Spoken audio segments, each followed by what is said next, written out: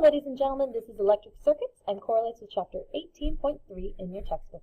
Your key concepts and vocabulary for this video are, what is Ohm's Law, and to compare and contrast parallel and series circuits.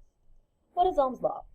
George Ohm, who the unit of resistance is named after, did lots of experiments with electricities in the 1800s.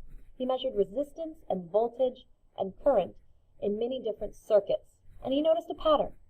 This pattern is now called Ohm's Law. And it says that resistance, measured in ohms, equals voltage, measured in volts, divided by current, which is measured in amps.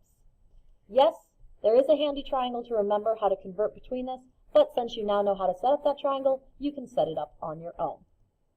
Now let's talk about what makes up a circuit. Ohm studied different circuits, and circuits have to have at minimum 3 parts, most have about 4. Now, the first thing that a circuit must have is a battery, an energy source.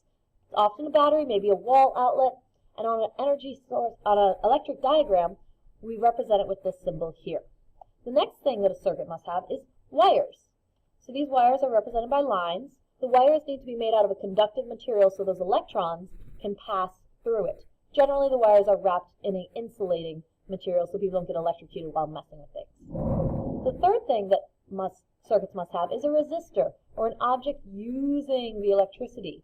This could be things like a light bulb, which resists the electricity and creates light, a toaster, which resists the electricity and creates heat, or speakers, which resist and create sound. So those are 3 basic things for a circuit. The last thing that a lot of circuits have is a switch.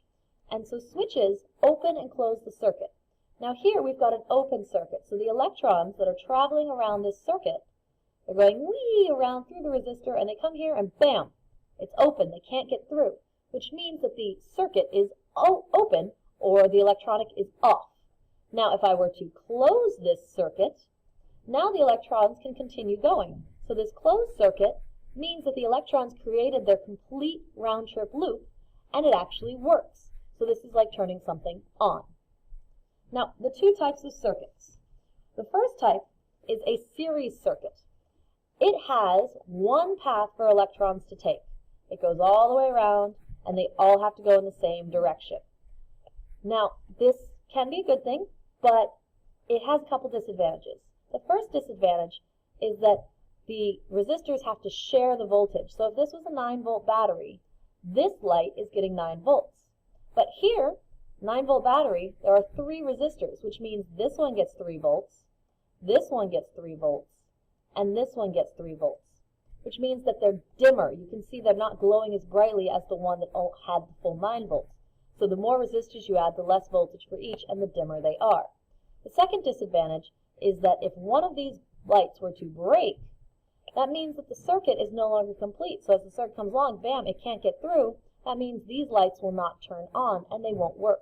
This can be good as a safety precaution in some situations, but in something where there's like strings of lights, like Christmas tree lights, the old ones, they were series circuits. If one bulb went out, all of them went out. And it was a pain to try and figure out which of the thousands went out was the one that was causing the problem. So that's a series circuit. Now, the second type is a parallel circuit.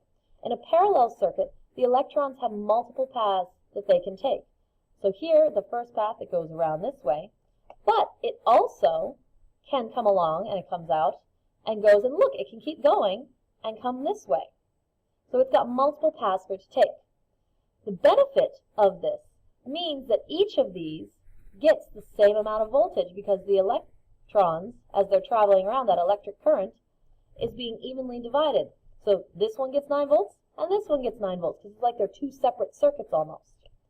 It also means that, let's say this one goes out, or it turns off. This light will still stay on, which is really great for when you're in your house. If you turn off one light, not all the lights in your house go off, because most of your houses put on a parallel circuit. So this is quite handy. And that is all you need to know about circuits. Please make sure that your notes hit all the key concepts and vocabulary, and this was your last video. We're done!